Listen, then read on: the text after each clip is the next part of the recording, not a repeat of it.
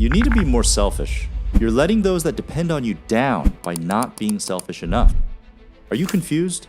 Well, soon you won't be. If you actually knew how things worked, you would focus much more on yourself. You would be much more selfish, and that would help you accomplish all that you want. To make this super clear, let's get into understanding why exactly being selfish is better for not only you, but for the world. And then, lay out the 4 actionable tips that will help you be more selfish in the right way. With the last tip being a secret one that the founders of the largest companies in the world swear by as a key reason for their success. Let's get it. Okay, so why is being selfish better for you and the world? Number 1, naturally, you are selfish. Being selfish has an unfortunate stigma attached to it.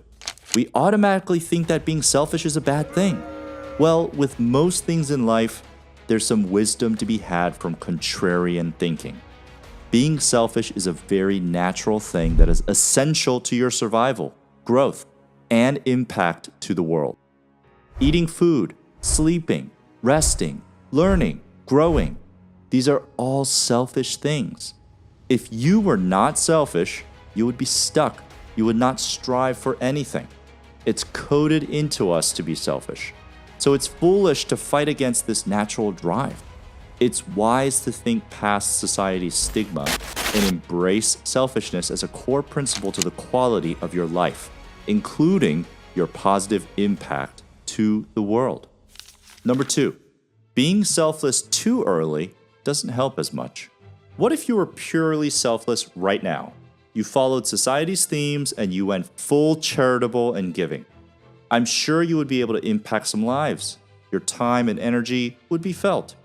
But your contribution would be limited by the capabilities, assets, influence that you have been able to gather so far. Selflessness is an admirable trait, exhibiting much heart and character. But reality is that if you don't exercise selfishness, you won't be growing your potential impact to the world. To illustrate this point, let's imagine a few different scenarios. First, let's imagine you were raising chickens, and you started with 1 chicken. If you were selfless from the start, you would give away the few eggs that came from that 1 chicken. You would be able to help someone out 1 egg per day. You'd have a big heart. You would be identified as selfless, but your impact would be 1 egg per day. Now, let's think about the selfish alternative. You would take that 1 chicken, and you wouldn't give those eggs away. You would rather raise chicks, and those chicks would turn into chickens. You would delay giving away any eggs to focus on growing your farm so that it is able to produce much more eggs to help much more people. So focusing on growth and not helping anyone else but yourself eventually will get you to the point where you are able to drive larger impact to others and the world. Number 3, giving when you have more to give. The more you focus on yourself, the more capabilities, assets, and influence you will have. The more you'll be able to impact the world positively. A healthy way to think about it is like this. Every time you make a selfish decision, focused on your own growth and your own development, it's like pouring water and spreading fertilizer onto the tree of your life. And the larger your life tree grows. Every time you make a selfless decision, a branch is cut off to be used to help someone else. The more you grow your life tree, the larger and more bountiful the tree's limbs and fruits will be. That you can help more people in bigger ways. So worry about giving when you have plenty to give. For the time being, focus on being selfish and building up that potential energy. Okay, now let's get into tips and tricks on how to be more selfish the right way. Number 1, change your mindset. This concept comes up a lot in our channel because it's such a powerful and useful one. You should think about yourself as another person that you take care of, almost like an out-of-body experience, where you have to imagine that you are viewing yourself from a third-person point of view. Make decisions and plans for yourself as if you were making it for another person. Grow that person. Who is you? Feed that person. Protect that person from spending their potential too early. Build up that person's capabilities, assets, influence. It's as if you were playing a video game and your sole focus was to keep leveling up this character so that it can defeat bigger and badder bosses. Same exact thinking here. An interesting thing happens when you're able to utilize this perspective. You start exercising your selfless muscle on yourself. This way, you feel less strange about making more selfish decisions because you start viewing the situation as you optimizing for this other character, which is actually you. Hope I haven't lost you here. A big shift occurs when you view yourself like another entity that needs your care and management.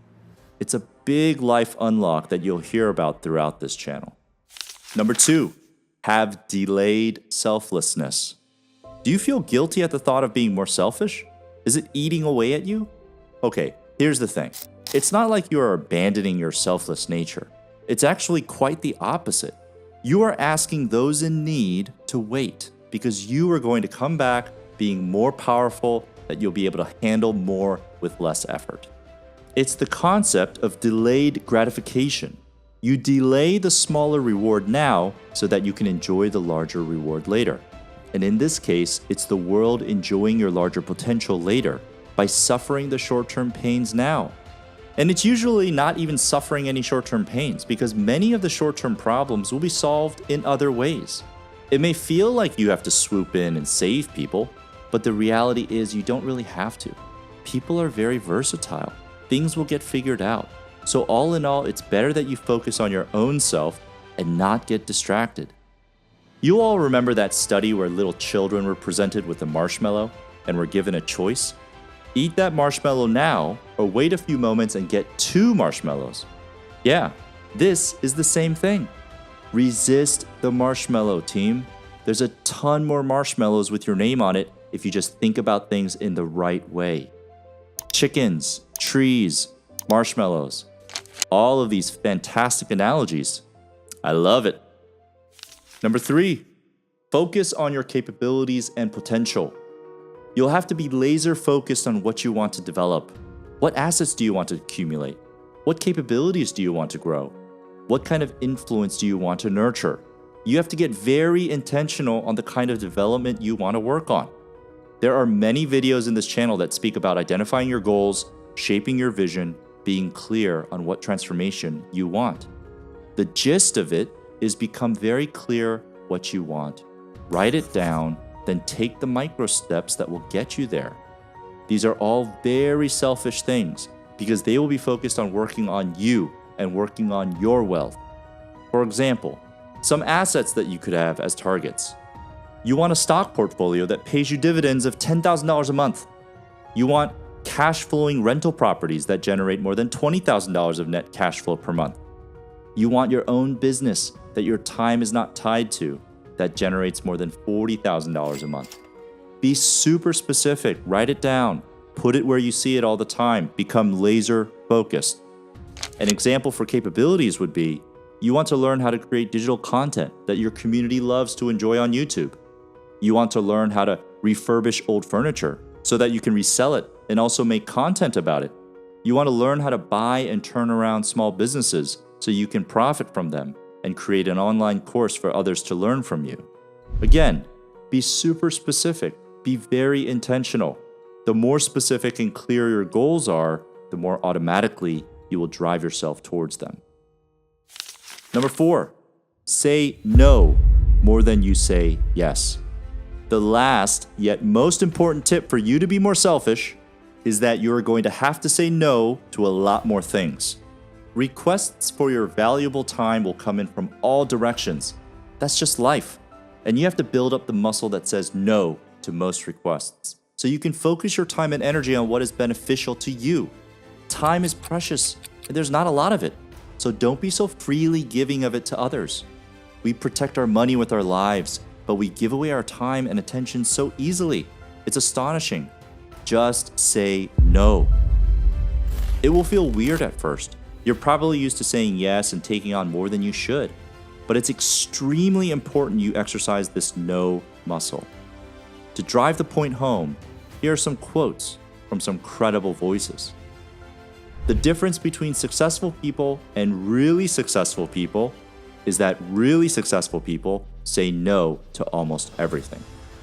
Warren Buffett. It's only by saying no that you can concentrate on the things that are really important. Steve Jobs. Focusing isn't just about saying yes, it's also about saying no to other ideas, even if they are tempting or potentially profitable. Jeff Bezos. So all around, lots of benefits to building the no muscle, especially clearing way for you to focus on your own self. And if you wanted more guidance on growing yourself and your capabilities, check out this video here.